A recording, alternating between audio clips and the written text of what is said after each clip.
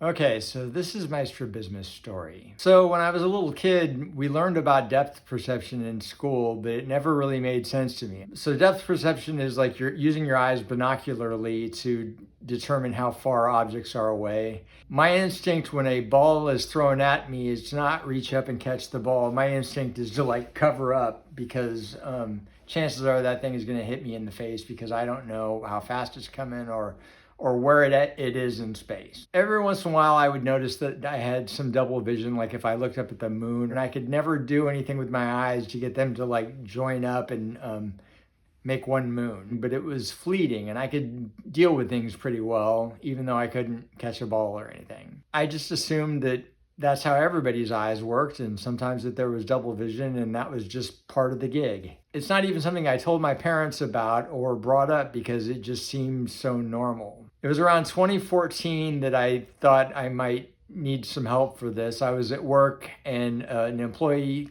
that I worked with came in and I had my head down and I looked up at her and there was two of her.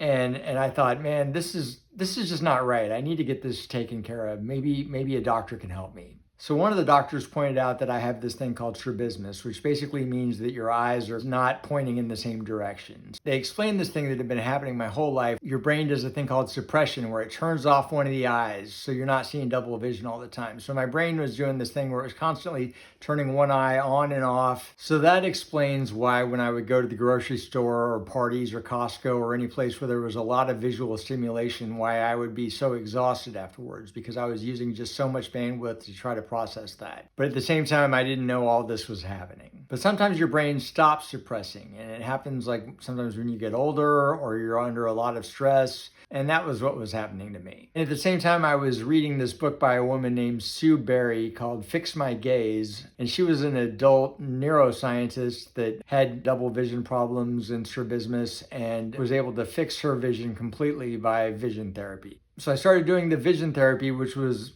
intensive eye exercises. And I noticed that I started to see actually more double rather than less.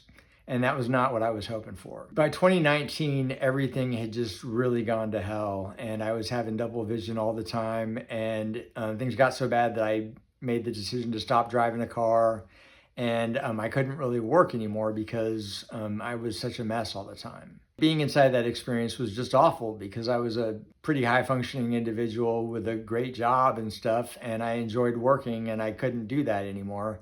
And it really wrecked my life. So I started my odyssey of seeing all the famous white coat doctors, neurologists, ophthalmologists, neuro-ophthalmologists, strabismus surgeons, optometrists, neuro-optometrists, vestibular rehab specialists, even experts out of the state that dealt with things like vestibular migraine. Because now I was like dizzy all the time and I was grasping at straws for anything that this could be because my quality of life had gotten so bad and I just couldn't do anything. 3 well-regarded strabismus surgeons told me that I was not a candidate for strabismus surgery and that it would cause more problems than it would fix. I did meet with one highly regarded doctor who is a neuro-ophthalmologist who suggested surgery as being an option.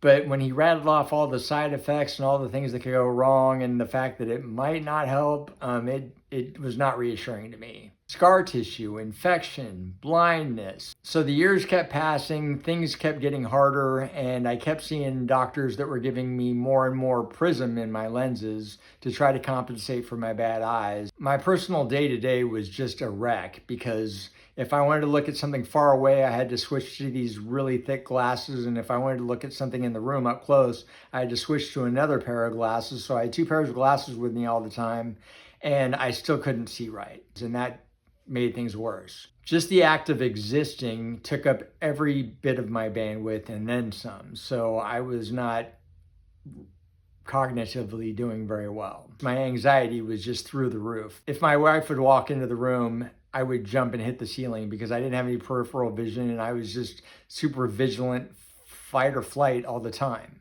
I felt like I really lost myself. I couldn't do all the stuff I like to do. I used to make my living as a concert pianist and I used to write promos for TV and I couldn't do any of it anymore. And it was almost like I died. I have a wife that has a lot more bandwidth than I do, and she's always on the internet looking for new solutions, new people to talk to, new Facebook groups. And she found us a neuro-ophthalmologist to see that I hadn't seen yet. The doctor that I met with was Dr. Federico Velez at UCLA, and he said that surgery was the only thing that was going to fix me. And I was freaked out about surgery, and he said, no, there's nothing I'm going to do to you that's not completely reversible.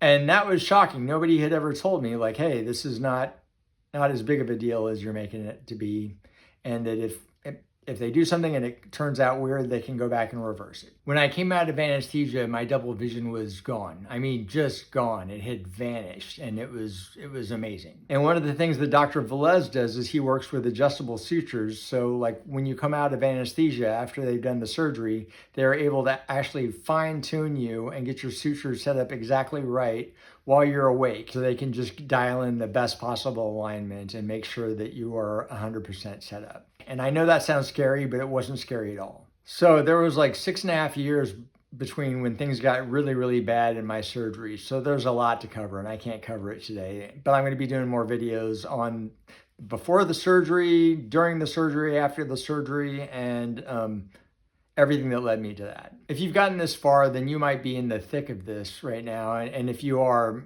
you have all my sympathy and my love, and like, oh my God, like I know how bad it is that you're going through this thing if you are, and there's hope. So check out my other videos or follow me if you want to hear more.